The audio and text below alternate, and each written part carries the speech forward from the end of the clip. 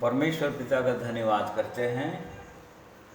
फिर से उसने एक दिन हमारे जीवन में जोड़ा जिसको आज का दिन कहा, ताकि हम अपने प्रभु यीशु मसीह में होकर आनंदित और मगन हों, उसकी आराधना, उसकी स्तुति, उसकी महिमा करें और उसके चरणों में बैठकर उससे सीखें और उसके वचन के प्रकाश में अपने जीवनों को देखें, जांचें।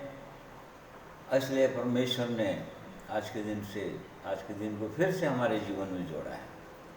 इसलिए अपने जीवित परमेश्वर का धन्यवाद करते हैं, उसकी महिमा तारीफ करते हैं, जिसने अब तक हमारी सहायता की है, संभाला है, हम मिट नहीं गए। ये उसकी महाकरुणा और दया का फल है। और इसलिए आज के दिन में उसके चरणों में आए, अपने जीवित परमेश्वर की ओर दृष्टि उठाएं, अपने हृदय को खोलें और हृदय की सच्चाई के साथ उसकी आराधना करें। और इसलिए प्रिय भाइयों और बहनों, आज के दिन जितने मेरे साथ ऑनलाइन जुड़ रहे हैं आप लोग, मैं आप लोगों का धन्यवाद करता हूं। प्रभु यीशु मसीह के पवित्र नाम में आप सबों को जय मसीह कहता हूं। परमेश्वर आज के दिन में हम में से हर एक की सहायता करें कि उसके उद्देश्य को, हमें बुलाने का जिस उद्देश्य से उसने बुलाया हम देखें कि वो हमारे जीवन के द्वारा पूरा हो रहा है कि नहीं। और इसलिए आइए परमेश्वर से हम प्रार्थना करेंगे कि परमेश्वर हमारी सहायता करें। प्रेमी परमेश्वर पिता, हम धन्यवाद करते हैं आपका, आपकी स्तुति करते हैं, क्योंकि आप महान परमेश्वर हैं, आप सर्वशक्तिमान जीवित परमेश्वर हैं। धन्यवाद करते हैं कि आज के दिन को आपने हमें दिया और अब तक संभाला, पिछले दिनों हमारी रक्षा की और फिर से सुंदर अवसर दिया कि हम आपके चरणों में बैठें, आपके पवित्र वचन के प्रकाश में आपकी महिमा को देख सकें और देख सकें कि उस महिमा में हम आगे बढ़ रहे हैं कि नहीं। हमारी सहायता अगुवाई कीजिए। पवित्र आत्मा के लिए धन्यवाद करते हैं पिताजी, जिसे आपने हमारे जीवन में दिया है, उंडेला है, छाप लगाया है और आप चाहते हैं कि हम उसमें और भी बढ़ते चले जाएं। और इसलिए अपनी आत्मा की सहायता, सामर्थ्य हमें दीजिए, ताकि हम आपके पवित्र वचन को अपने न केवल सुनने वाले बने, परंतु अपने हृदय के अंदर स्थान देने वाले बने। अपने हृदय के अंदर हम स्थान दे सकें, हृदय की गहराई में ले जा सकें। सहायता अगुवाई कीजिए। हर एक प्रिय लोगों को मैं आपके हाथों में सौंप देता हूँ, जितने लोग आज के दिन ऑनलाइन जुड़े हुए हैं और जुड़ रहे हैं। परमेश्वर हर एक की सहायता की प्रार्थना प्रभु यीशु के नाम में मांगते हैं, सुनिए ग्रहण करें। आमीन। आइए परमेश्वर की महिमा गीतों के द्वारा करेंगे।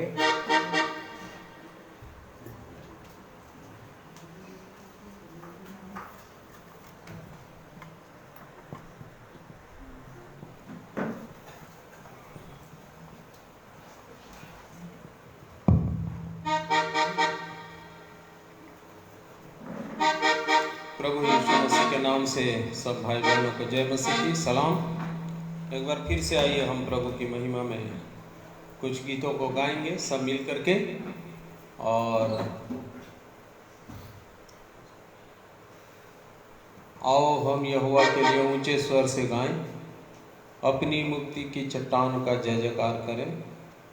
234 नंबर का गीत है, इसको गाएंगे।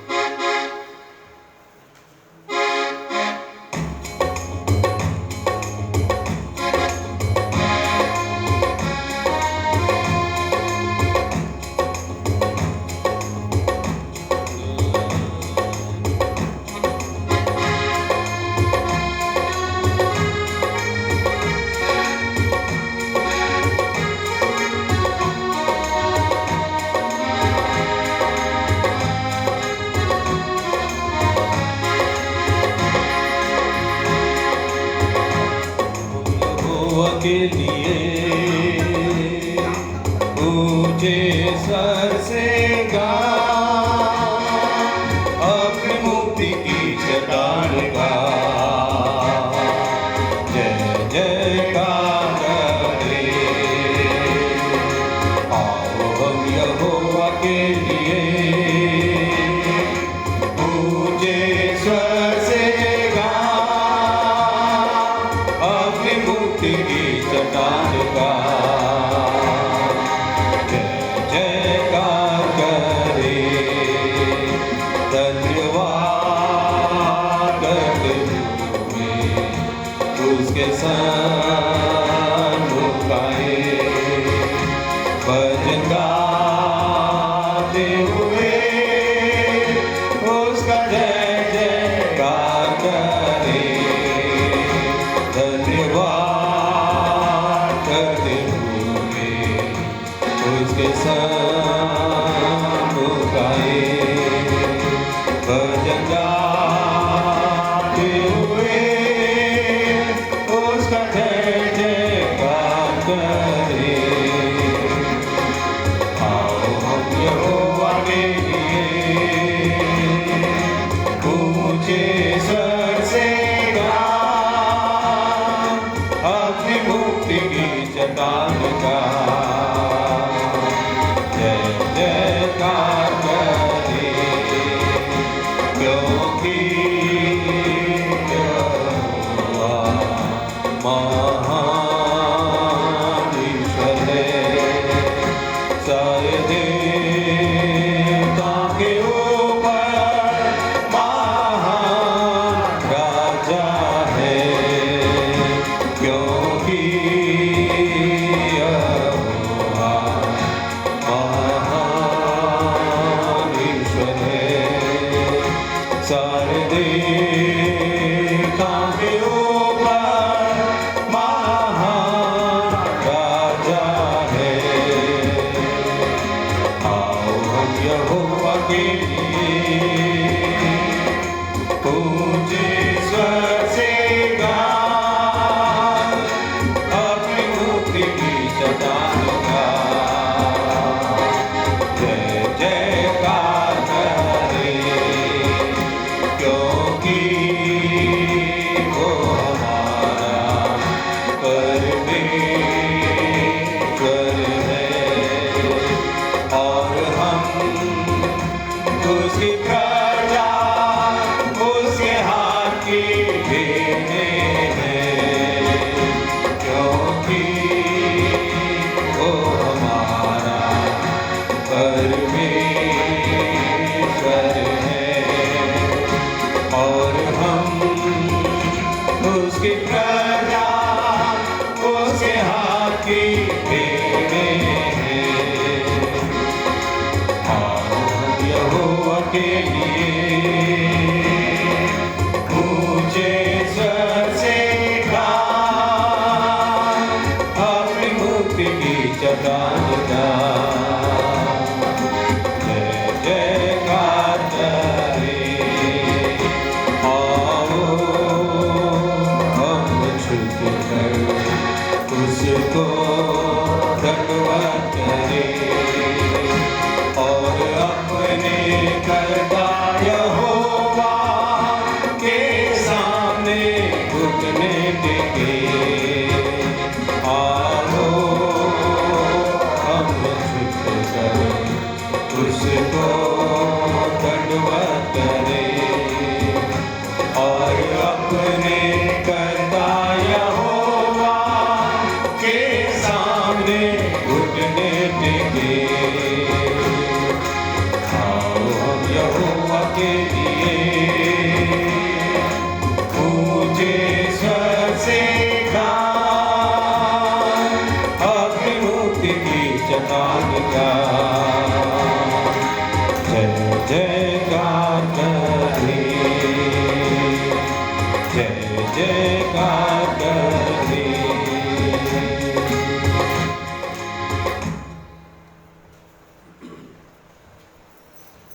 आइए हम लोग प्रभु की महिमा में और एक गीत गाएंगे। 248 आओ हम यहोवा का धन्यवाद करें, अपने सारे हृदय से धन्यवाद करें। इस गीत को हम सब मिल करके गाएंगे।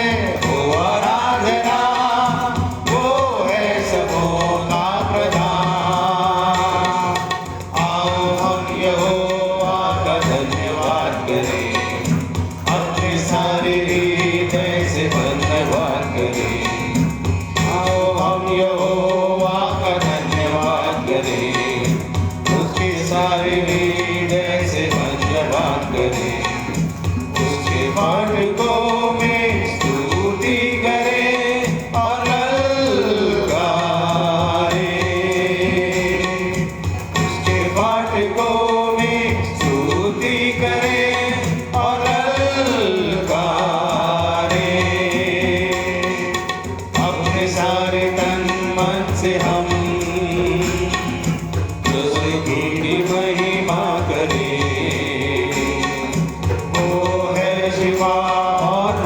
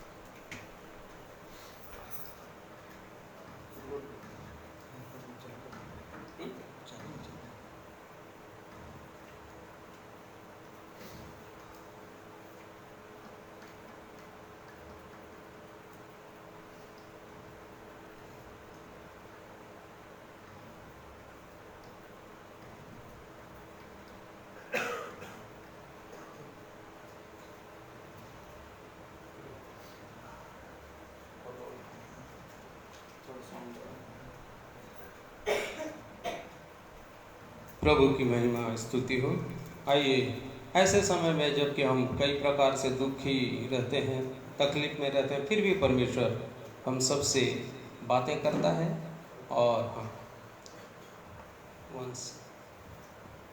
और इसी आधारित एक गीत प्रभु की महिमा में मैं गाऊंगा।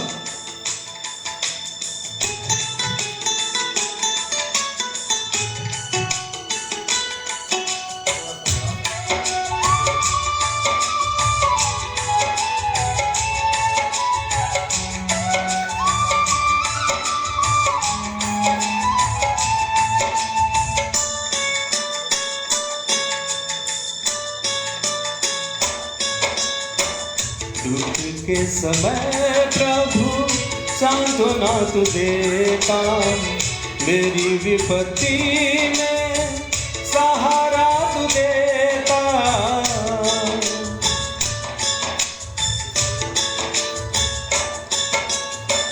दुख के समय प्रभु सांत्वना तू देता, मेरी विपत्ति में सहारा तू देता। हे प्रिय यीशु तू ही तारणहारा, हे प्रिय प्रभु तू ही पालनहारा। हे प्रिय यीशु तू ही तारणहारा, हे प्रिय प्रभु तू ही पालनहारा। दुख के समय प्रभु सांत्वना तू देता, मेरी विपत्ति में सहारा तू देता।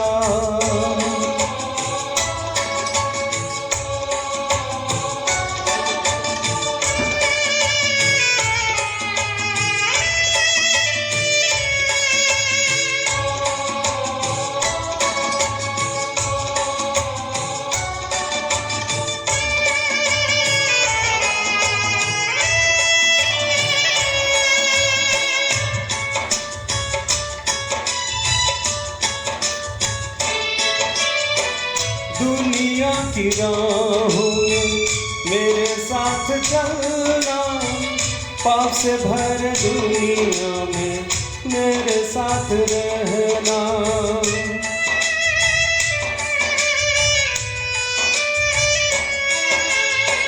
जीवन में मेरे कोई न सहारा, तुझ बिन दुनिया में कोई न भरोसा। हे प्रिय यीशु तू ही तारणहारा, हे प्रिय प्रभु तू ही पालनहारा। हे प्रिय यीशु तू ही तारणहारा, हे प्रिय प्रभु तू ही पालनहारा।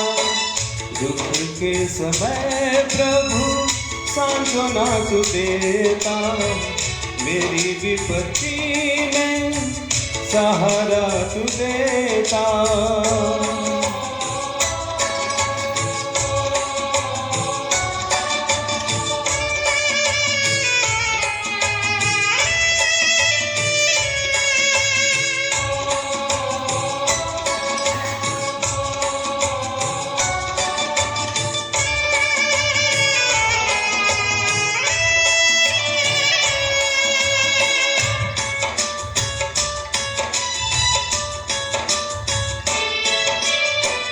दुनिया में जब से हुआ मैं पराया, माता पिता बनकर दिया तू सहारा।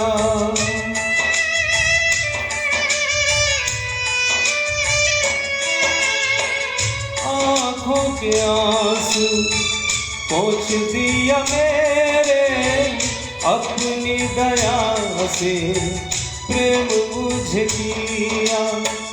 हे प्रिय यीशु तू ही तारणहारा, हे प्रिय प्रभु तू ही पालनहारा।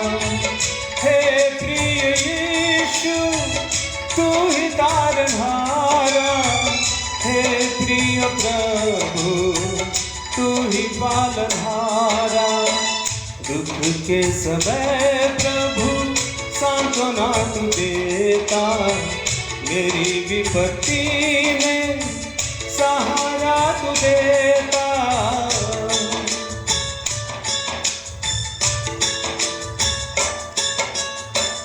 दुख के समय प्रभु सांत्वना तू देता, मेरी विपत्ति में सहारा तू देता। हे प्रिय यीशु तू ही तारनहारा, हे प्रिय प्रभु तू ही पालनहारा। हे प्रिय यीशु तू ही तारनहारा, हे प्रिय प्रभु तू ही पालनहारा। दुख के समय प्रभु सांत्वना तू देता, मेरी विपत्ति में सहारा तू देता। प्रभु की महिमा हो, स्तुति हो। धन्यवाद।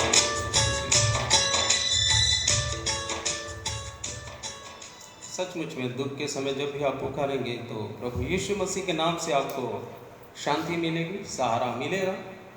और जब तक हम दुनिया में चलते रहेंगे तो पाप हमारा पीछा करेगा। ये सबसे बड़ा दुख का कारण होगा कि यदि हम उसमें गिर गए।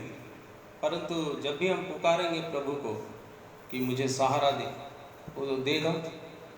और जैसे मैं गा रहा था कि दुनिया के लिए मैं पराया हो जाऊँ, हकीकत में दुनिया के लिए मैं क्या बन जाऊँ? पराया हूँ। माता पिता बनकर वही एक सहारा देने वाला। दुनिया में माता पिता भी हैं जो प्रभु को नहीं जानते हैं, परंतु यदि हम उनके लिए भी पराये बन जाते हैं तो प्रभु यीशु हमें सहारा देता है और अपने हाथों में हमारे आंसुओं को खुद पोंछता है। प्रभु की महिमा स्तुति हो। आइए वचन के भाग में जाएंगे।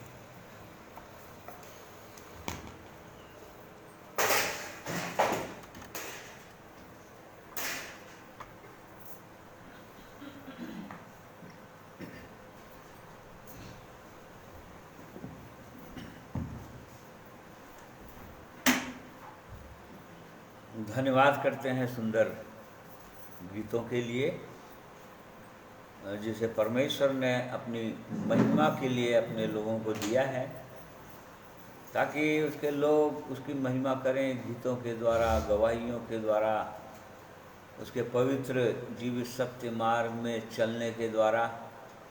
यही परमेश्वर की इच्छा है। और इसलिए हम उस जीवित परमेश्वर का धन्यवाद करते हैं जिसने हमें बहुत सुंदर जीवन दिया है, बुलाया है अपने पास,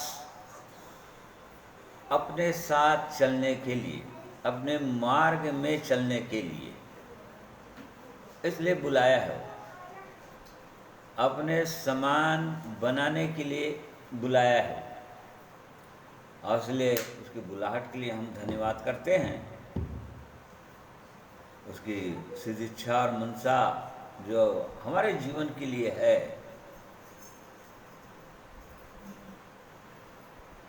इफिसियों उसका 5वां अध्याय उसका 7वां पद में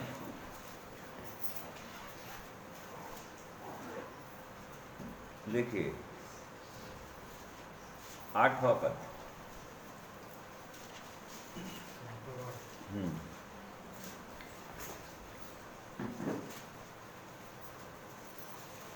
इसलिए तुम उनके सहभागी ना हो, क्योंकि तुम तो पहले अंधकार थे, परंतु अब प्रभु में ज्योति हो। अतः ज्योति की संतान के समान चलो। हाँ, परमेश्वर ने हमको अंधकार में से निकाला है। आज सारा संसार अंधकार में डूबा हुआ है। सारा संसार मतलब संसार के लोग अंधकार में डूबे हुए हैं पूरी रीति से। और अंधकार में डूबे हुए हैं कहने का मतलब यहाँ पर पापों में डूबे हुए हैं। 3 क्योंकि 7वें पद में लिखा है, इसलिए तुम उनके सहभागी ना हो क्योंकि तुम तो पहले अंधकार थे। उनको बोल रहा है जो लोग अंधकार से निकल चुके, अंधकार से निकलकर ज्योति में आ गए। अब जो ज्योतियों का जो पिता है अर्थात परमेश्वर, जो स्वयं ज्योति है, उसने कहा, यूहन्ना ने कहा परमेश्वर ज्योति है। पहला यूहन्ना 1 अध्याय का 5 पद में, और उसमें कुछ भी अंधकार नहीं। वो परमेश्वर ज्योति है और उसमें कुछ भी अंधकार नहीं। तो यहाँ पर भी हम देख रहे हैं कि परमेश्वर अपने लोगों को, यहाँ पर इफिसियों की कलीसिया को पत्र के द्वारा पौलुस प्रेरित सिखा रहा है, बता रहा है, उनके पिछले दिनों को स्मरण दिला रहा है कि तुम भी पहले अंधकार थे। अर्थात 3 पद से पढ़िए, जैसा पवित्र लोगों के योग्य है वैसा तुम में व्यभिचार और किसी प्रकार के अशुद्ध काम या लोभ की चर्चा तक न हो, और न निर्जलता, न मूढ़ता की बातचीत की, न थट्टे की, क्योंकि ये बातें शोभा नहीं देती, वरन धन्यवाद ही सुना जाए। क्योंकि तुम यह जानते हो कि किसी व्यभिचारी या अशुद्ध जन या लोभी मनुष्य की जो मूर्ति पूजा के बराबर है, मसीह और परमेश्वर के राज्य में मिरास नहीं। कोई तुम्हें व्यर्थ बातों से धोखा न दे, क्योंकि इन्हीं ही कामों के कारण परमेश्वर का क्रोध आज्ञा न मानने वालों पर भड़कता है। हाँ, ये सब ये जो लिखा हुआ है उसके बाद बोल रहा है कि तुम उनके सहभागी ना हो क्योंकि तुम भी पहले अंधकार थे। मतलब तुम्हारा भी जीवन ऐसे ही था जो आज संसार के लोगों का जीवन है। अंधकार में पड़े हुए हैं और अंधकार के वश में हैं। जैसे कुलुसियों 1 अध्याय उसका 13 पद में हम पढ़ते हैं कि वो परमेश्वर अपने लोगों को अंधकार के वश से छुड़ाता है, वहाँ से निकालता है। क्योंकि जो अंधकार में है, अंधकार में डूबे हुए हैं, उनको निकाल कर अपने प्रिय पुत्र के राज्य में प्रवेश कराता है या ज्योति का संतान बनाता है, क्योंकि स्वयं ज्योति है। ये उसकी इच्छा है और उसके वश में आज सारा संसार पड़ा हुआ है। वो इस संसार का राजा है, जैसे कि प्रभु यीशु ने कहा, यूहन्ना ने लिखा, यूहन्ना 14 अध्याय उसका 30 पद, जॉन 14:30, इसमें देखिए क्या लिख रहा है। मैं अब तुम्हारे साथ और बहुत बातें ना करूँगा, क्योंकि इस संसार का सरदार आता है, मुझ पर उसका कोई अधिकार नहीं, परंतु यह इसलिए होता है कि संसार जाने कि मैं पिता से प्रेम रखता हूँ, और जैसा पिता ने मुझे इस संसार, प्रभु यीशु बोल रहे थे, अब समय आ गया है कि वो इस संसार का सरदार बोल रहा है, या इंग्लिश है रूलर ऑफ दिस वर्ल्ड, मतलब इस संसार का संचालक, जो इस संसार को चला रहा है, वो आने वाला है। अब वो आता है अब, और उसका मेरे अंदर कुछ भी नहीं है। मतलब वो मेरे अंदर तो कुछ पा नहीं सका, वो कोई पाप उसके वो शैतान करा नहीं सका प्रभु यीशु मसीह से।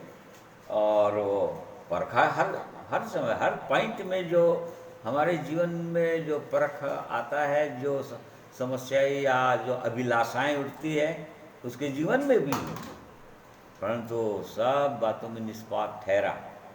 तो जो संसार का सरदार या रूलर ऑफ दिस वर्ल्ड, संसार का संचालक, जो अंधकार का भी संचालक है, जैसे कि इफिसी 6वें अध्याय उसका हम 12 पद में पढ़ते हैं, क्योंकि हमारा यह मल्ल युद्ध लहू और मांस से नहीं, परंतु प्रधानों से और अधिकारियों से और इस संसार के अंधकार के हाकिमों से और उस दुष्टता की आत्मिक सेनाओं से है जो आकाश में है। यहाँ पर भी लिखा हुआ है रूलर ऑफ द डार्कनेस, मतलब अंधकार का संचालक, अंधकार में जो राज्य करता है, और वो राज्य कर रहा है वो, और हम जानते हो कौन है, वो शैतान है, वो जो परमेश्वर का विरोधी है, जो प्रभु यीशु का विरोधी है। और इस कारण से जो प्रभु यीशु के मार्ग में चलते हैं उनका भी वो विरोधी है, उनका भी विरोधी बन जाता है वो। तो इस संसार का संचालक जो है, रूलर जो है, वो तो शैतान है, वो सरदार है वो। 2 Corinthians 4:4 में पढ़ते हैं, इस संसार का ईश्वर है वो, जो इस संसार को चला रहा है। संसार कहने का मतलब इस पृथ्वी को नहीं बोल रहा है वो, पेड़ पौधे पशु पक्षी नदी नाले इस पृथ्वी, इसको नहीं बोल रहा है वो। संसार कहने का मतलब संसार का जो सिस्टम है, जो वर्ल्ड सिस्टम है, या जो गवर्नमेंट है, सरकार जो है, जो संसार को चलाता है, जो देशों को चलाते हैं, उनका संचालक अंततः वो शैतान है। मतलब उनके द्वारा, इसीलिए तो संसार के हाकिमों अधिकारियों जो जिनके ऊपर काम करता है, वो जिनमें होकर वो काम करता है, इस संसार में काम कर रहा है, उसको संसार बोल रहा है यहाँ पर, पृथ्वी को नहीं बोल रहा है। प्रभु यीशु ने कहा जी उठने के बाद मत्ती 28 का 18-19 पद में, स्वर्ग और पृथ्वी का सारा अधिकार मेरा है बोला। वो तो स्वर्ग और पृथ्वी का अधिकारी है वो परमेश्वर प्रभु यीशु। परंतु जो मनुष्यों के ऊपर जो राज्य कर रहा है, जो संसार के सिस्टम के ऊपर जो राज्य कर रहा है, वो है शैतान, उसको बोल रहा है संसार का सरदार। वो काम कर रहा है लोगों के अंदर, और उसी के राज्य से निकालना चाह रहा है प्रभु यीशु एक व्यक्ति को। अंधकार के वश में पड़ा हुआ है, वश में पड़ा हुआ है कहने का क्या मतलब, उसके गुलामी में है मनुष्य, उसका गुलाम बना हुआ है। जब वो किसी को बोलता है कि झूठ बोलना है तुमको, तो मनुष्य को झूठ बोलना पड़ता है। क्यों? क्योंकि झूठों का पिता है। प्रभु यीशु ने कहा यूहन्ना 8:44 पद में, वो झूठा है वरन झूठों का पिता भी है। मतलब झूठ जो लोग बोलते हैं उनका वो पिता है, फादर ऑफ लाइज, लायर्स। तो वो बोलने के लिए बोलता है एक व्यक्ति को, तब एक व्यक्ति झूठ बोलता है। वो किसी काम को करता है, मजबूर कर देता है किसी को, तब उस काम को मनुष्य करता है, नहीं तो मनुष्य पाप नहीं करता। वो शैतान करता है पाप मनुष्य के अंदर। पहला यूहन्ना 3:8 पद में हम पढ़ते हैं, जो कोई पाप करता है वो शैतान की ओर से है, क्योंकि शैतान आरंभ से पाप करता आया है। जो शैतान पाप करता है मनुष्य के जीवन में होकर, मतलब मनुष्यों के ऊपर, वो सारे सिस्टम के ऊपर राज्य जो कर रहा है वो शैतान है। वो इस संसार का शासक है, वो लोगों के ऊपर काम कर रहा है, उसका गवर्नमेंट है, उसका सरकार है, उसके ऊपर राज्य कर रहा है। इसलिए प्रभु यीशु ने कहा कि नहीं, उसका राज्य अब आ रहा है और मेरा उसके साथ कुछ भी नहीं, कोई नाता नहीं। हमको भी जांचना है, क्योंकि प्रभु यीशु वो ज्योति थे और उसने कहा अपने चेलों को, तुम भी ज्योति हो, तुम भी प्रकाश हो। और इस कारण से, क्यों? क्योंकि तुमको भी मैंने निकाल दिया है अंधकार से, अर्थात शैतान के राज्य से या अंधकार के वश से, और ज्योति का संतान बना दिया है। अब इसलिए यहाँ पर बोल रहा है, उसके 8 पद में हमने पढ़ा कि तुम पहले अंधकार थे परंतु अब प्रभु में ज्योति हो, अतः ज्योति के संतान के समान चलो। ज्योति का संतान मतलब वो परमेश्वर सूर्य है, सूर्य के समान तेजों में वो प्रभु यीशु, और उसमें कोई अंधकार नहीं। सूर्य में कोई अंधकार नहीं होता है। अभी यहाँ पर बोल रहा है कि वो सूर्य के समान है, सूर्य है जिसके अंदर कुछ भी अंधकार नहीं है, केवल प्रकाश ही प्रकाश है। अब अपने लोगों को बोल रहा है कि अब तुम भी हो, ज्योति बन गए, और इसलिए ज्योति के संतान की नाई चलो, उसके अनुसार चलना है। तो अब ज्योति के संतान के समान चलना है, तो कैसे चलेंगे? शैतान के राज्य से निकलकर, अंधकार से निकलकर। नीति वचन 4 अध्याय उसका 18 पद। परंतु धर्मियों की चाल उस चमकती हुई ज्योति के समान है, जिसका प्रकाश दोपहर तक अधिक अधिक बढ़ता रहता है। हाँ, यहाँ पर देखिए, इंग्लिश बाइबल में से लिखा है, but the path of the just या righteous is like the shining sun that shines ever brighter unto the perfect day। मतलब परफेक्ट डे मतलब उस दिन तक, परफेक्ट डे यहाँ पर बोल रहा है जिस दिन प्रभु यीशु का आगमन हो जाएगा। जिस दिन भी प्रभु यीशु का आगमन होगा उस दिन तक, ये बोल रहा है। जिस प्रकार से सूर्य उदय होता है, अंधकार धीरे धीरे धीरे मिटने लगता है, छटने लगता है, और प्रकाश बढ़ते बढ़ते बढ़ते बढ़ते बढ़ते बढ़ते बढ़ते दोपहर तक एकदम प्रकाश अपने पूरे तेज में आ जाता है। बिल्कुल वैसा ही बोल रहा है, धर्मियों की चाल या पाथ ऑफ राइटियस उसके समान है, चमकती हुई ज्योति के समान है, सूर्य के समान है, जो और तेजों में और तेजों में और तेज और तेज और तेज होते ही जाता है। देखिए, प्रकाश जो है, सूर्य जो है, कभी पीछे नहीं हटता। एक बार चलना शुरू कर दिया तो फिर पीछे हटा, फिर अंधकार आया थोड़ा सा, और फिर उसके बाद थोड़ा प्रकाश आया, फिर आगे बढ़ा, फिर प्रकाश, फिर अंधकार हो गया। ऐसा नहीं होता है, बोल रहा है ये परमेश्वर वचन बोल रहा है। तो धर्मियों की चाल इस तरह से होना चाहिए, प्रकाश प्रकाश प्रकाश, मतलब परफेक्ट डे के समय, उस दिन तक, वहां तक पहुंचना है, ये बोल रहा है। ये परमेश्वर की सिद्ध इच्छा और मनसा है। इसी को नए नियम के अंदर दूसरा कुरिन्थियों और उसका 3 अध्याय उसका 18 पद में इस प्रकार से बोल रहा है, बिल्कुल वही मतलब है उसका।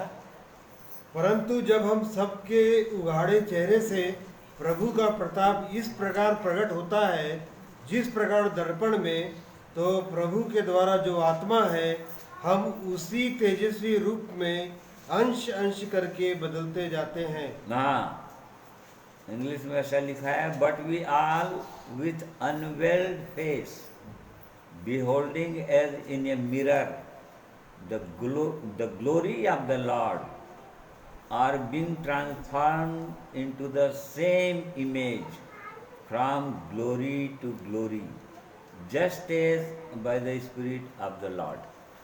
मतलब ये बोल रहा है, जैसे जैसे प्रकाश आते जाएगा, या जिस प्रकार से हम दर्पण में देखते हैं अपने आप को, और दर्पण में प्रभु का प्रताप को देखते हैं, बोल रहा है।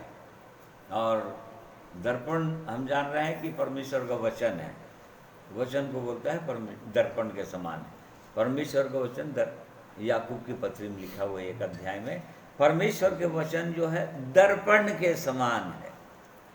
और जिस प्रकार से हम दर्पण में देखते हैं, और जो चीज़ भी छिपा हुआ है वो प्रकट होता है दर्पण में, उसी प्रकार से ये परमेश्वर के वचन रूपी दर्पण में जब हम देखते जाते हैं तो यहाँ पर लिखा है वो महिमा, उसका प्रताप कैसे कैसे बदलते जाएगा उसका।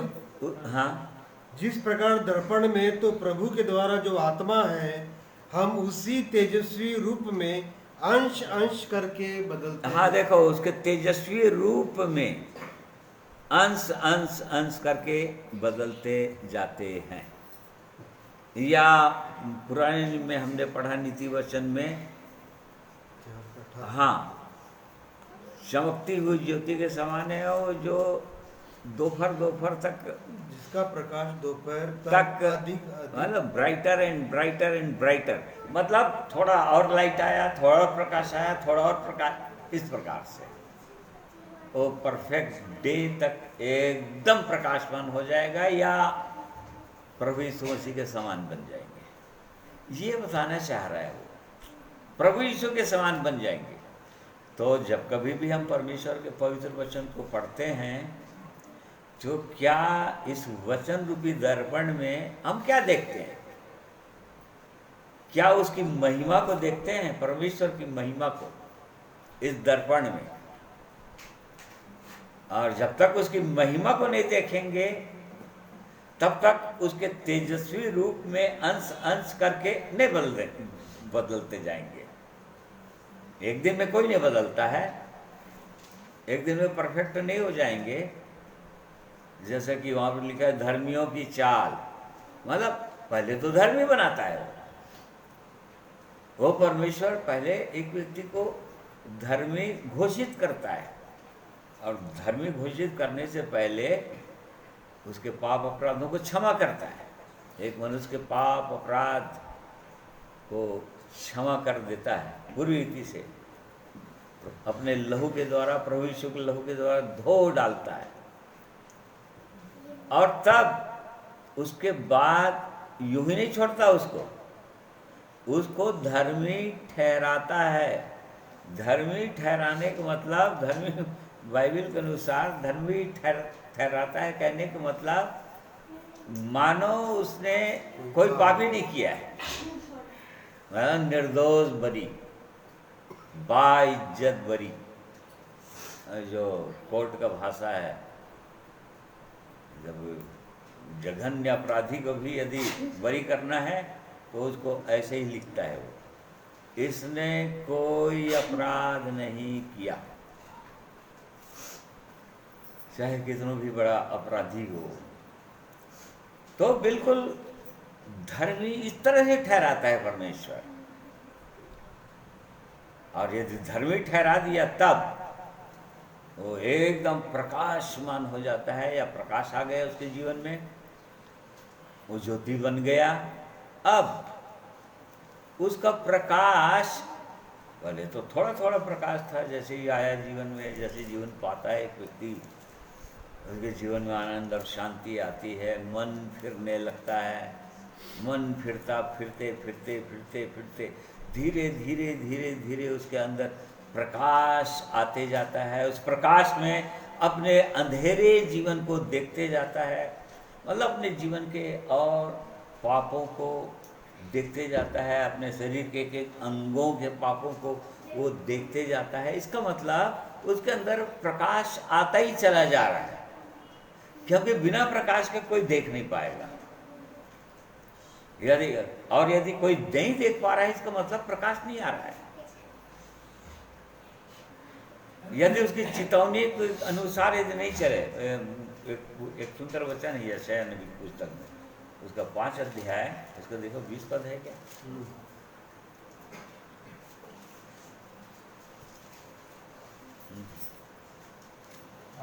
5 के 20 नहीं, 5 का 20 नहीं, ये 6। हाँ देखो, यहाँ तो 8 का है, 8 का 20। हाँ पढ़ो। व्यवस्था और चितौनी ही की चर्चा किया 8 का करो। 20 व्यवस्था और चितौनी ही की चर्चा किया करो। यदि वे लोग इन वचनों के अनुसार ना बोले तो निश्चय उनके लिए पोना फटेगी। हाँ, या इंग्लिश में भी लिखा है, it is because they have no light in them. मतलब जो लोग व्यवस्था और चितौनियाँ, जो बाइबल के में चितौनियाँ दिया है ना परमेश्वर, कि कहाँ कहाँ पर चिताया है, सावधान किया है, सावधान रहना है और कैसे चलना है। यदि उसके अनुसार कोई व्यक्ति नहीं बोल रहा है, यहाँ पर भविष्यवक्ताओं को बोल रहा है या लीडर लोगों को बोल रहा है, वो लोग यदि चेतावनी नहीं दे रहे हैं तो चेतावनी नहीं दे रहे हैं, नहीं समझ में आ रहा है, या कोई पढ़ रहा है और उनको चेतावनियाँ समझ में नहीं आ रहा है, उसका कारण ही ये है कि उनके अंदर प्रकाश नहीं। हाँ, there is no light in them. उनके अंदर वो प्रकाश नहीं है करके वो उनको दिखाई नहीं दे रहा है कुछ। उनके जीवन के अंधेरा हट नहीं रहा है क्योंकि प्रकाश नहीं है। प्रकाश तो तभी हटता है और अंधेरे में छिपी हुई बातें तभी प्रकट होती है जब अंधेरा हटेगा, और अंधेरा तभी हटेगा जब प्रकाश आएगा उस पर। तो निश्चित रूप से धर्मियों की चाल, मतलब जो जिनको धर्मी ठहरा दिया परमेश्वर, या प्रभु यीशु मसीह में जो लोग छिप गए, अब वो परमेश्वर अपने पुत्र को देखता है, वो उसको उसमें जो छिपे हुए हैं उनको देखता है और परफेक्ट देखना चाहता है वो। अब उनको आगे बढ़ना है, ज्योति के समान चलो, और ज्योति के समान इस प्रकार से चलना है, धीरे धीरे अंश अंश करके बढ़ते जाना है और अंत में प्रभु यीशु के समान बन जाएंगे। तेजस्वी रूप, उसके तेजस्वी रूप के अनुकूल बन जाएंगे। उस परमेश्वर के तेजस्वी रूप और जो प्रभु यीशु ने प्रकट किया अपने में, अपने तेज को, परमेश्वर के तेज को हम उसके जीवन में देखते हैं उसके अनुसार। और यही उद्देश्य तो है जो एक मनुष्य को बुलाने के पीछे, जो रोमियो 8 का 28 पद में हम पढ़ते हैं, 28 और 29 पद में, ये परमेश्वर अपने प्रेम रखने वालों के लिए। हम जानते हैं कि जो लोग परमेश्वर से प्रेम रखते हैं उनके लिए सब बातें मिलकर भलाई ही को उत्पन्न करती है, अर्थात उन्हीं के लिए जो उसकी इच्छा के अनुसार बुलाए हुए हैं। हाँ, और क्योंकि जिन्हें उसने पहले से जान लिया है उन्हें पहले से ठहराया भी है कि उसके पुत्र के स्वरूप में हो, ताकि वह बहुत भाइयों में पहलोटा ठहरे। देखो, वो उसका उद्देश्य ही एक व्यक्ति को बुलाने के पीछे, एक व्यक्ति को पापों में डूबे हुए मनुष्य को निकालने का उद्देश्य परमेश्वर का ये है कि परमेश्वर के पुत्र अर्थात प्रभु यीशु के समान बनते जाएं, और एक दिन पूरी रीति से प्रभु यीशु के समान बन जाए। एक दिन बन जाएंगे, लिखा है। उसके समान बनाना चाहता है, यही उद्देश्य है परमेश्वर का, एक मनुष्य को बनाने के पीछे। फिलिपियों 3 अध्याय उसका कौन सा पद है, पढ़िए, आखिरी पद है। वह अपनी शक्ति के उस प्रभाव के अनुसार जिसके द्वारा वह सब वस्तुओं को अपने वश में कर सकता है, हमारी दीनहीन देह का रूप बदलकर अपनी महिमा की देह के अनुकूल बना देगा। हाँ, तो कैसे रूप बदलेगा? अपने दीनहीन रूप को बदलकर, दीनहीन देह रूप को बदलकर मतलब जिसके अंदर अंधकार से निकाला है, ठीक है, अंधकार से निकाला है, अब वो ज्योति में आगे बढ़ाना चाह रहा है। अर्थात अंधकार से निकाला है कहने का मतलब, पहले अंधकार में थे, या पुराने नियम से इसको बहुत अच्छा से समझ सकते हैं, पहले मिस्र की गुलामी में थे। मिस्र देश की परमेश्वर के लोग, इब्राहिम के संतान मिस्र की गुलामी में थे। पहले 430 साल तक गुलाम थे वो लोग पूरी रीति से मिस्र देश के। अब परमेश्वर उनको मिस्र देश से निकालने में कितना दिन लगाया? निकल कितने दिन में लग गया? निकालने में उनको ज़्यादा दिन नहीं लगा, एक ही दिन में निकाल दिया उनको। तो सबके सबको लाल समुद्र से पार करा दिया और फिर उनकी सेना लाल समुद्र में डूब के मर गए। मिस्र देश का जो सेना था वो लाल समुद्र में डूबकर मर गए। अब परमेश्वर के लोग उसके मिस्र की गुलामी से निकल गए। अब फिर उनकी सेना उनका पीछा नहीं किया। उसके बाद से वो लोग देखे भी नहीं, लिखा है बाइबल में कि अब फिर उनकी सेना को लोग नहीं देखे। क्यों? क्योंकि वो लोग वहीं पर मर गए, डूब के मर गए। अब कनान देश कितने दिन में पहुंचे? उद्देश्य तो उसका था कनान देश पहुंचाने का परमेश्वर के लोगों को। वो तो पहले ही बता दिया थे इब्राहिम को परमेश्वर ने, उत्पत्ति 15 अध्याय में, 17 अध्याय में, वो मैं क्या क्या करूंगा, कैसे होगा, तुम गुलामी में जाओगे, मिस्र की गुलामी में इतने वर्ष तक गुलाम रहोगे, तो सारा चीज बता दिया था परमेश्वर। तब जब इब्राहिम का कोई संतान ही नहीं हुआ था तब से बता दिया था। वो तो ऐसा परमेश्वर है, वो तो अनादि परमेश्वर है, आदि से अंत तक की बातें वो परमेश्वर जानता है। वो पूरा बता दिया था।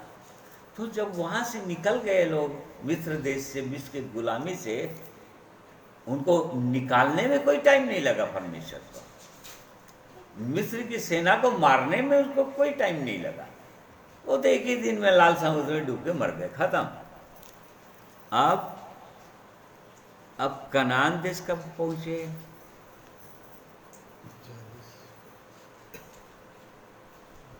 40 वर्ष। देख लो, कनान देश 40 वर्ष लग गए थे कनान देश पहुंचने में। हाँ, उतने दिन की यात्रा नहीं थी, बहुत शार्ट यात्रा था। बाइबल में लिखा है 13 दिन या कितने दिन का, हाँ 11 दिन, मतलब ज्यादा दिन का यात्रा नहीं था वो। परंतु परमेश्वर के लोग उतने वर्ष लगाए और उसमें भी सब लोग पहुंच नहीं पाए। उसमें भी उस समय के लोग, जो लोग निकले थे 6 लाख लोग, उनमें से 6 लाख लोगों में से केवल 2 ही जने पहुंचे थे। और बाद में उनके जंगल की यात्रा में 40 साल तक जो उनके संतान पैदा हुए, वो लोग पहुंचे थे कनान देश। परंतु 6 लाख लोगों में से, क्योंकि वो लोग सब प्यादे थे, और प्यादों में से केवल 2 ही जने पहुंचे थे, यहोशू और कालेब। तो हम इसको नए नियम के अंदर बहुत अच्छे ढंग से परमेश्वर ने पौलुस के द्वारा समझाया, बपतिस्मा के द्वारा। रोमियो 6 अध्याय में हम पढ़ते हैं कि तुम्हारा मनुष्यत्व या आदम का स्वभाव या ओल्ड मैन, पुराना मनुष्यत्व बोलता है, क्रूस पर चढ़ गया, मर गया, और उसी को हमने गाड़ दिया बपतिस्मा में। वो पुराना स्वभाव था या पुराना मनुष्य था, पुराना मनुष्य, ओल्ड मैन। उसको ज़्यादा दिन नहीं लगा, उसको तो हमने विश्वास किया, मन फिराया और प्रभु यीशु के पीछे चलने की इच्छा किए, और उसके बाद वो सब समाप्त हो गया। अब उसके बाद उसने जिलाया या निकाला नए मनुष्य की तरह से। उसकी इच्छा क्या है? नए जीवन की सी चाल चलें। अब पुराना जीवन को हमने क्रूस पर चढ़ा दिया और गाड़ दिया, अब नए जीवन की सी चाल चले। तो नए जीवन की सी चाल वही एक दिन में परफेक्ट नहीं बनता है कोई भी व्यक्ति। अंश अंश करके इस दीनहीन देह का रूप बदलकर अपनी सामर्थ्य से। तो परमेश्वर की क्या है सामर्थ्य? इसका कदापि ये मतलब नहीं है कि कैसो भी जीते रहें, और जिस दिन प्रभु यीशु आएगा पाप में जीते रहें, छल कपट में जीते रहें, प्रभु यीशु जिस दिन आया जाएगा उस दिन उनका रूप को तुरंत तुरंत बदल देगा और अपने समान बना देगा। ये मतलब नहीं है। इसीलिए लिखा है बार बार अलग अलग जगह में कि वो अंश अंश करके अपने प्रभु यीशु के तेजस्वी रूप में बदलना चाह रहा है। दीनहीन देह मतलब जिसके अंदर, दीनहीन देह मतलब अभिलाषाएं, शरीर की अभिलाषाएं, अंदर का जीवन, लस्ट ऑफ फ्लेश, ये शरीर की अभिलाषाएं हैं। या अभिलाषा मतलब बुरी अभिलाषा है। लस्ट जो है बुरी चीज को बोलता है, बुरी अभिलाषाएं, बुरी अभिलाषाएं। अब इनको कनान देश पहुंचने के लिए ऐसे नहीं पहुंचे थे वो लोग। उनको क्या करना था? कनान देश में कैसे कैसे लोग रहते थे, और परमेश्वर ने 12 लोगों को भेजा था, जाकर एक दूर से क्या करो, जाकर देख के आओ, सर्वे करके आओ कि वो देश कैसा है, वहाँ की भूमि कैसा है, उपजाऊ है या बंजर है, वहाँ के लोग कैसे हैं, हट्टे कट्टे ऊंचे पूरे हैं या कैसे हैं, वहाँ के फल कैसे कैसे फल उगते हैं, वहाँ भूमि कैसा उपजाऊ है, मौसम कैसा है, सर्वे करके आए थे वो लोग। और जब सर्वे करके आए थे तब उन्होंने क्या बताया? 10 लोगों ने, वहाँ तो अनाकवंशी रहते हैं, मतलब राक्षस लोग रहते हैं कनान देश में, और उनको तो हम लोग लड़ नहीं सकेंगे। 10 लोगों ने बोला था, 12 लोगों में से 10 लोग बोले थे कि वहाँ तो राक्षस जैसे, मनो साटे कट्टे ऊंचे पूरे 10-10 फीट 8-8 9-9 फीट जैसे लोग रहते हैं, जिनकी उंगलियां चाहे पैर की और हाथों की 6-6 उंगलियां सब है, और राक्षस जैसे दिखते हैं वो लोग। और उनकी दृष्टि में तो हम टिड्डी के, अपनी दृष्टि में भी हम टिड्डी के समान दिखते हैं, उनकी दृष्टि में टिड्डियों के समान। तो कनान देश पहुंचना था तो क्या करना था उनको? इन राक्षसों को क्या करना था? मारना था, उन पर जय पाना था।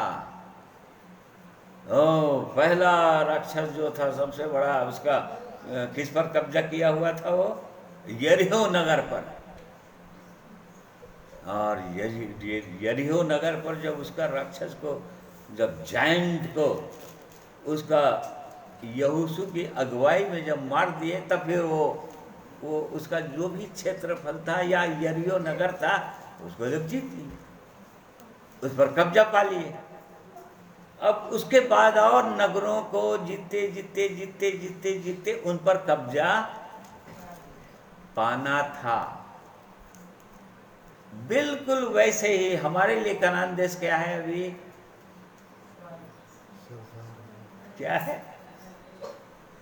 हमारा ये शरीर, ये शरीर है। और जिस प्रकार से कनान देश में 7 प्रकार की जातियां रहती थी, ठीक है, जो भयंकर जातियां थी, वैसे ही इस शरीर में, ये कनान रूपी शरीर में 7 प्रकार के 7 भयंकर पाप होते हैं। 7 भयंकर पाप, उन पापों के अंदर और पाप, जैसे कि घमंड, लालच, विचार, झूठ, हत्या, इस प्रकार से आलस। और डॉक्टर बिली ग्राम की एक पुस्तक है जिसमें उसमें लिखा है 7 भयंकर पाप, उसमें उसको मैं पढ़ा था, और इन्हीं सब चीज़ों का नाम लिखा है 7 भयंकर पाप इस कनान देश में रहता है। मतलब ये 7 भयंकर पाप क्या है? मनुष्य के अंदर घमंड, प्राइड, मनुष्य के अंदर घमंड राज्य करता है। घमंड रूपी राक्षस जो है राज्य कर रहे हैं मनुष्य के अंदर। ऐसी लालच, ऐसी झूठ, बैरता, जो जिसको नए नियम के अंदर हत्या का पाप बोलता है, बैर अर्थात हत्यारे हो बोलता है परमेश्वर, ये मनुष्य के अंदर राज्य कर रहा है। इन पर जब तक जय नहीं पाएंगे तब तक वहां पर पहुंच नहीं पाएंगे। तब तक इसको बोल रहा है दीनहीन दे, मतलब इन पर जय पाना है। और ये लोग अपने आप पर जय नहीं पाएंगे और सचमुच में राक्षस के समान है, समझ जाओ। क्रोध, जो भयंकर भयंकर क्रोध है मनुष्य के अंदर, ये राक्षस के समान है। ये बहुत बड़ा जायंट के समान। इन पर क्रोध, उस पर जय कैसे पाएगा व्यक्ति? या सही में एक मनुष्य अपने आप से नहीं पा सकता, जैसे कि गोलियात के समान है। और गोलियात को किसने मारा था? दाऊद ने मारा था, बालक दाऊद ने। गोलियात की तुलना में दाऊद कैसा था? छोटा सा बालक। ऐसे कई दाऊद जैसे बालकों को गोलियात जो है एक ही दो ही घूसे में मार सकता था, वैसा वाला राक्षस था वो। परंतु कैसे, किसके द्वारा मारा गया? किससे मारा गया? गोफन में क्या डाला था? पत्थर। ऐसे बोलते हैं पत्थर से मारा, ठीक है नहीं? परंतु पत्थर से नहीं मारा वो पत्थर उत्थर से मरने वाला नहीं गोलियात। किससे मारा? दाऊद ने क्या कहा था? तू तो भाल और सांगा लेकर चला आ रहा है, तलवार बांग और सांगा। परंतु मैं, हाँ पढ़ो भाई। दाऊद ने पलिश्ती से कहा, तू तो तलवार और भाला और सांग लिए हुए मेरे पास आता है, परंतु मैं सेनाओं के यहोवा के नाम से तेरे पास आता हूँ, जो इस्राएली सेना का परमेश्वर है, और उसी को तूने ललकारा है। हाँ, ललकार किसको रहा था वो? इसराइलियों को नहीं ललकार रहा था वो, इसराइलियों का जो परमेश्वर है उनको ललकार रहा था वो राक्षस। वो शैतान जो है उनको ललकारता है। इसीलिए तो परमेश्वर बोलता है अपने लोगों को, हे मेरे पुत्र बुद्धिमान होकर क्या कर, मेरा मन आनंदित कर, जिससे कि मैं अपनी निंदा करने वाले को उत्तर। वो ललकारता उसको है, उसके पास जाकर कहता है, अरे क्या तूने काम किया? और देखो वो गवाही दे रहे हैं, कैसे देखो कैसे उनसे पाप कराता हूं मैं, और सफल हो जाता है वो।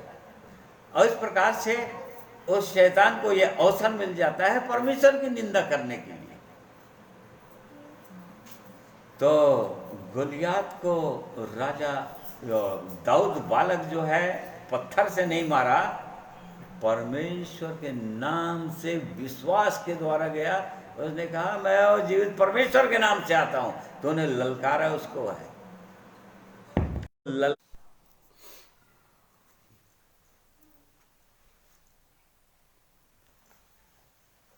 तो हम देख रहे हैं कि वो परमेश्वर कैसा अद्भुत परमेश्वर है वो। हम देख रहे थे कि वो दाऊद जो है, जो बालक था, उसके विषय में राजा साउल ने कहा था, अरे तू तो लड़कपन, तू तो बच्चा है, तू तो अभी लड़का ही है। वो तो लड़कपन से योद्धा है। गोलियात के विषय में राजा साउल बोल रहा था दाऊद को, वो तो योद्धा है, तू कैसे लड़ेगा? और तब भी उसने कहा कि नहीं, युद्ध हमारा नहीं है, न तो तेरा नहीं है, वो परमेश्वर और शैतान का, वो राक्षस का है। और इस कारण से वो बड़े विश्वास के साथ गया। उसके पास तलवार भी नहीं था जैसे हम देख रहे थे, परंतु क्या किया उसने? ललकारा, तेरे सिर को तेरे धड़ से अलग करूंगा बोला, और वैसे ही किया। और तब फिर उसने जो पत्थर से मारा था, कहने का मतलब यहाँ पर पत्थर मतलब हमारी योग्यता। परमेश्वर हमारे मुंह की इस्तेमाल करता है, हमारे हाथ पाँव को इस्तेमाल करता है, परंतु हम या हमारी शक्ति का हमारे शरीर में जो बल है उसको इस्तेमाल करता है, परंतु उससे हम मार नहीं सकते। यदि परमेश्वर उसको इस्तेमाल करेगा तो मार सकते हैं, परमेश्वर की सहायता से। जैसे पौलुस ने कहा, मैं सब कुछ कर सकता हूँ परमेश्वर की सामर्थ्य में, यदि परमेश्वर सामर्थ्य देगा तो। और तब फिर उसने बिल्कुल ऐसे किया। तो हम लोग देख रहे थे कि कैसे अंश अंश करके या प्रकाशमान धीरे धीरे धीरे धीरे होते होते होते सूर्य का प्रकाश जिस प्रकार से तेज होते जाता है लगातार, और दोपहर तक इतना तेज हो जाता है कि वहाँ पर दोपहर में खड़ा होना मुश्किल हो जाता है। परमेश्वर अपने लोगों को वैसे ही बनाना चाह रहा है। ये धर्मियों की चाल है बोलता है, ये ज्योति में चलना इसको बोलता है वो। प्रकाशवान जीवन या दर्पण में परमेश्वर के वचन में जब एक व्यक्ति परमेश्वर की महिमा को या प्रभु यीशु की महिमा को जब देखने लग जाता है, और तब वो धीरे धीरे धीरे उसके जीवन में परिवर्तन होने लगेगा या जय मिलते जाएगा हर छोटी छोटी बातों में। और एक दिन सचमुच में ऐसा होगा कि उसके समान हो जाएंगे। जैसे कि पहले यूहन्ना 3 अध्याय में भी हम पढ़ते हैं दूसरे पद में, अभी हम परमेश्वर की संतान हैं और आगे क्या कुछ होंगे हम तो नहीं जानते, परंतु इतना जानते हैं कि जब हम वहाँ पर जाएंगे तो कैसे बनेंगे। हे प्रियो, अब हम परमेश्वर की संतान हैं और अभी तक यह प्रकट नहीं हुआ कि हम क्या कुछ होंगे। इतना जानते हैं कि जब वह प्रकट होगा तो हम उसके समान होंगे, क्योंकि उसको वैसा ही देखेंगे जैसा वह है। और उसके समान हो जाएंगे जब वहां पर जाएंगे। तो कौन बोल रहा है? अभी तो हम परमेश्वर के संतान हैं, ऐसा बोल रहा है। मतलब पूरी निश्चयता है जिनके पास कि हम परमेश्वर की संतान हैं या ज्योति की संतान हैं। वो परमेश्वर ज्योति है जिसके अंदर जरा भी अंधकार नहीं। यदि हम उसके संतान हैं तो हमको जांचना है, परमेश्वर के लोगों को जांचना है कि क्या हमारे अंदर भी जरा भी अंधकार नहीं, कहीं पर झूठ नहीं, कहीं पर लालच नहीं, कहीं पर छल कपट नहीं, कहीं पर क्रोध नहीं, कहीं पर ईर्ष्या नहीं, कहीं पर घमंड नहीं। ऐसा जब जांचेंगे तो पाएंगे कि नए प्रभु है मेरे अंदर, और तब वो परमेश्वर का प्रकाश या सामर्थ, पवित्र आत्मा रूपी सामर्थ वो और देता है, क्योंकि हम दीन हो रहे हैं, स्वीकार कर रहे हैं, अपने आप को नीचा कर रहे हैं। नहीं प्रभु मैं दीन हूँ प्रभु, अर्थात अभी भी ये सारी बातें हैं परमेश्वर जिससे आप प्रसन्न नहीं होते हैं, और अभी भी शैतान को अवसर मिल रहा है आपकी निंदा करने के लिए। आपकी महिमा नहीं कर पा रहे हैं प्रभु। जैसे कि परमेश्वर ने पुराने नियम में यहेजकेल नबी के द्वारा कहा था, यहेजकेल 36 उसका 23 पद में पढ़ी। हाँ,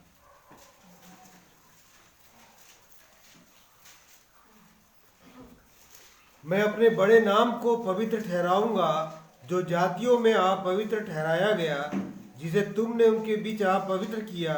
और जब मैं उनको उनकी दृष्टि में तुम्हारे बीच पवित्र ठहरूंगा, तब वे जातियां जान लेंगी कि मैं यहोवा हूँ।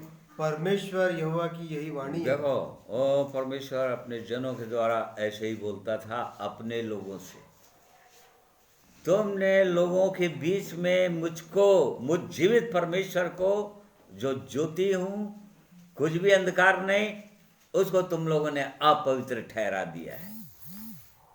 लोग जान नहीं पा रहे हैं कि मैं प्रकाश हूं, मैं जीवित हूं। और जब तुम्हारे बीच में मैं लोगों की दृष्टि में पवित्र ठहरूंगा, तब ये जातियां भी जान लेंगी कि मैं जीवित परमेश्वर हूं। ये परमेश्वर की इच्छा है प्रिय भाइयों और बहनों, और इसलिए वो चाहता है कि हम ज्योति के समान चलें। यदि ज्योति बने हैं तो, यदि अंधकार से निकाला है तो उसने, हमको ये पहले निश्चयता होनी चाहिए कि क्या मुझको अंधकार से निकाला। अंधकार का राजा ये शैतान अभी मेरे जीवन में राज्य नहीं कर रहा है, या मेरे ऊपर प्रभुता नहीं है उसकी। वचन में लिखा है पाप की, उन पर पाप की प्रभुता नहीं होगी। क्यों?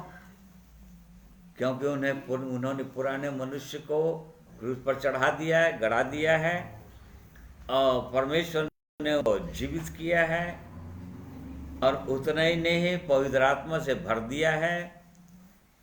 अब उन पर पाप की प्रभुता नहीं होगी। क्यों? क्योंकि अब लोग व्यवस्था के अधीन नहीं, परंतु अनुग्रह के अधीन है। यहाँ पर ये भी पहचान है कि हम अनुग्रह के अधीन हैं या व्यवस्था के अधीन हैं। व्यवस्था मनुष्य को पाप के बंधन में डाल दिया था, पाप से नहीं निकल सका। जो लोग व्यवस्था में होते हैं वो लोग पाप से नहीं निकल सकते, परंतु जो लोग अनुग्रह में हैं वही लोग पाप पर जय पा सकते हैं। ये भी पहचान है ये।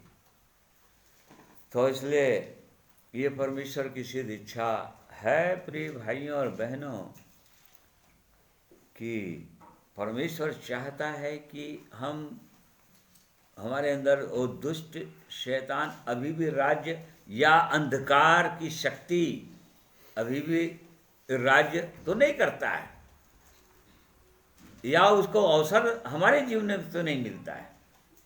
क्यों? तो अवसर ढूंढ रहा है वो तो। जो लोग निकल भी गए हैं उनको इस खोज में रहता है कि किसको कैसे फाड़ खाऊं, मतलब कहां पर इनके जीवन में अवसर मिले। परमेश्वर ने कहा कि क्रोध का अवसर नहीं देना, अवसर दोगे तो आ जाएगा। वो तो इस खोज में है दुष्ट शैतान हर समय, कि परमेश्वर के लोगों के जीवन में कब काम करूं मैं, वो लोग कब मुझको अवसर दे देंगे।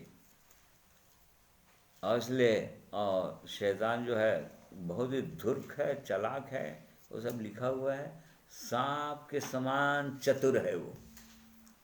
सांप को ज़्यादा जगह नहीं चाहिए, और छोटा सा बिल चाहिए और वो घुस जाएगा उसमें। वो छोटा सा जगह चाहिए कहीं पर घर के अंदर घुसने के लिए, और उसके अंदर घुस जाएगा। वैसे ही हमारे जीवन में भी देखता है वो शैतान। यदि हमने उसका अवसर दिया अपने जीवन में, कहीं पर किससे भी मनमुटाव हुआ, हमने क्षमा नहीं किया या क्षमा नहीं मांगा, तो समझ जाओ शैतान का अवसर मिल गया, और वो अपना काम करना शुरू कर देता है। तो ये परमेश्वर की इच्छा है अपने लोगों के लिए, कि उसके लोग सचमुच में चलें, जय पाते चले जाएं। प्रकाश में चल रहा है, फिर सूर्य कभी भी ऐसे पीछे नहीं हटता कि फिर अंधकार हो जाए। फिर प्रकाश में चलेगा, फिर सूर्य आगे बढ़ेगा, फिर कुछ दिन जाकर फिर ऐसा कभी नहीं करता है सूर्य। तो इसीलिए यहाँ पर लिखा है, ओ तेजों में सूर्य के समान प्रकाश प्रकाश प्रकाश प्रकाश प्रकाश। और एक दिन वो आ जाएगा जिसको परफेक्ट डे बोल रहा है। वो दिन आ जाएगा, प्रभु का दिन आ जाएगा, वो जिसमें प्रभु यीशु का आगमन हो जाएगा। और उस मार्ग में जो लोग चल रहे हैं, ज्योति का मार्ग है ये, उस मार्ग में जो लोग चलते रहते हैं, वही उन्हीं को परमेश्वर एक दिन ऐसा कर देगा और हो जाएंगे कि प्रभु यीशु के समान बन जाएंगे, स्वर्ग में प्रभु यीशु के समान रहेंगे। बाइबल में लिखा, बार बार बोल रहा है वो। दीनहीन देह को अपनी सामर्थ्य से अंश अंश करके, अर्थात पवित्र आत्मा दे देकर, पवित्र आत्मा के सामर्थ्य से भर कर। तो जो लोग इस बात को स्वीकार करते हैं कि नहीं प्रभु यहाँ पर मेरे जीवन में कमी है या ये पाप है मेरे जीवन में, उन्हीं को अनुग्रह देता है। और जो लोग निकलना चाहते हैं, ऐसा मतलब इस जीवन को पा जाने के बाद पाप नहीं करेंगे, ऐसा नहीं है। अब परमेश्वर जानता है, या हाँ प्रभु मैं पाप नहीं करना चाहता, मैं नहीं, मेरी इच्छा नहीं पाप करने की, अब पाप नहीं करूँगा, या पाप करने की इच्छा नहीं है प्रभु।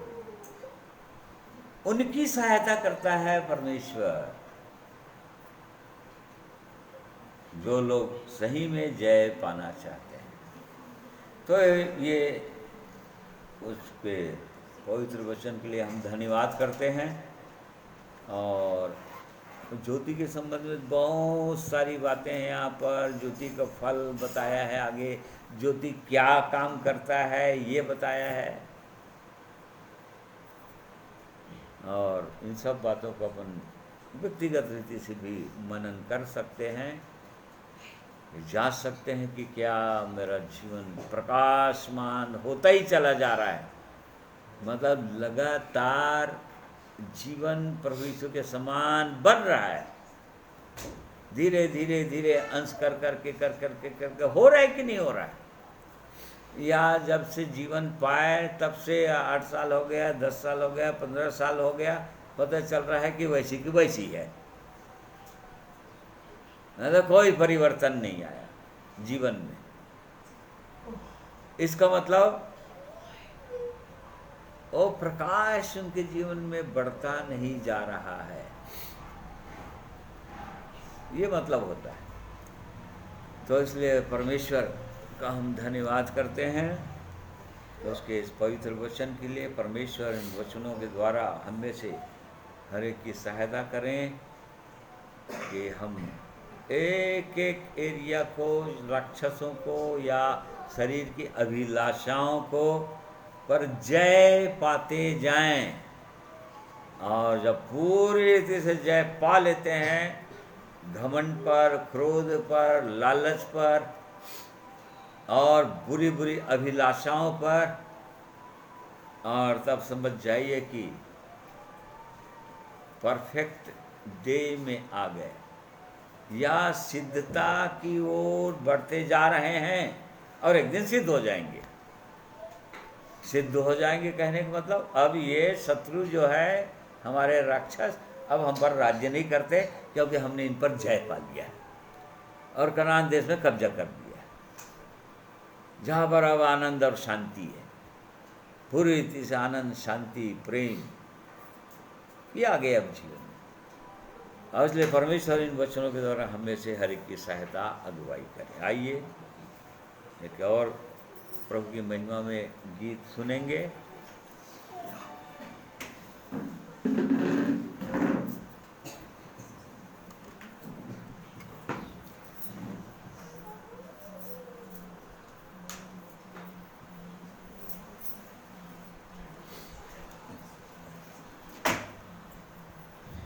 परमेश्वर पिता का धन्यवाद करते हैं।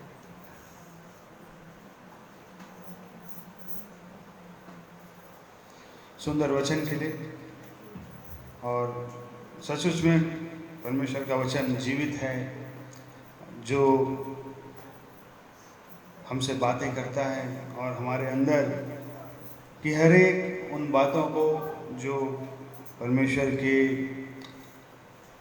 इच्छा में नहीं है या परमेश्वर के अनुसार नहीं, उनको दिखाता है।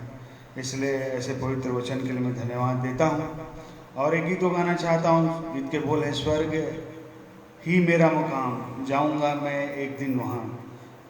हमें से सबकी ये इच्छा है, ये हमें से सबकी ये बुलाहट है और ये आशा है, विश्वास है कि हम एक दिन अपने परमेश्वर के साथ अनंत अनंत में जीना चाहते हैं, उसकी उपस्थिति में रहना चाहते हैं।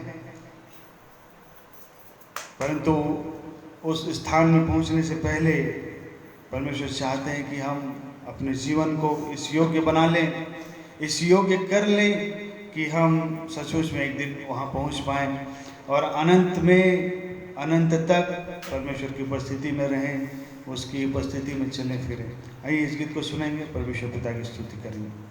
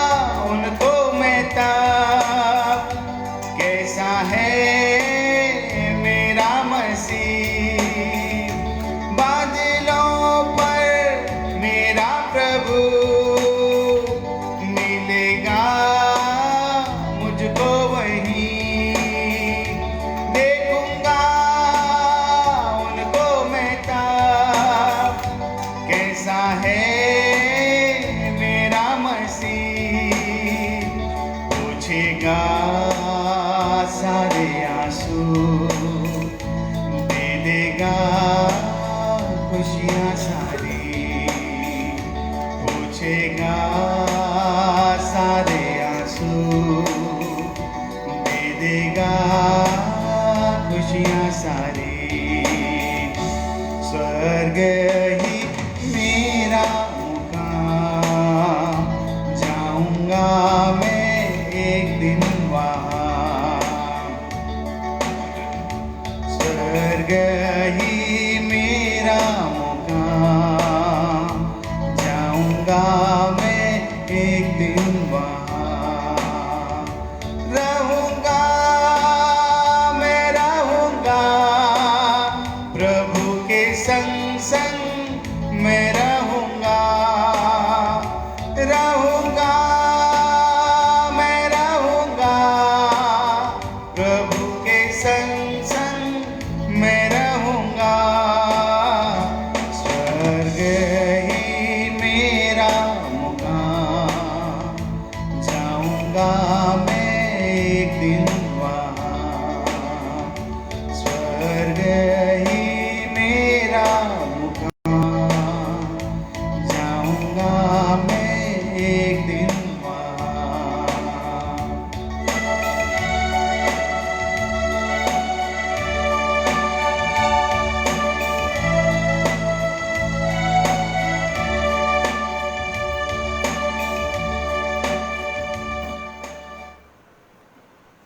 परमेश्वर पिता का धन्यवाद करता हूँ इस गीत के लिए।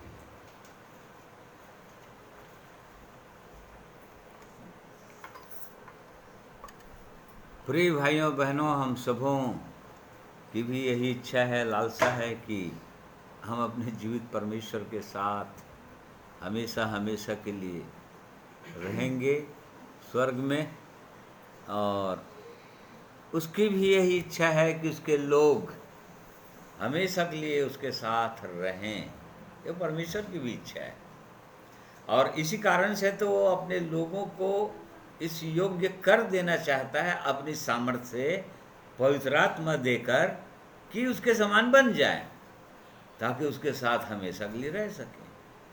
और इसलिए परमेश्वर का हम धन्यवाद करते हैं उसकी सिद्ध इच्छा के लिए, उसके सामर्थ्य के लिए, उसके वरदानों के लिए, उसके पवित्र वचन के लिए, जिसके खुलने से प्रकाश होता है और हम देख पाते हैं अपने जीवन को कि कहाँ पर और सुधार करना है प्रभु, या कहाँ पर और जय पाना है, या किन किन हृदय के अंदर कौन कौन सा भाग है जहाँ पर अंधेरा है अभी भी, जहाँ पर प्रकाश की आवश्यकता है।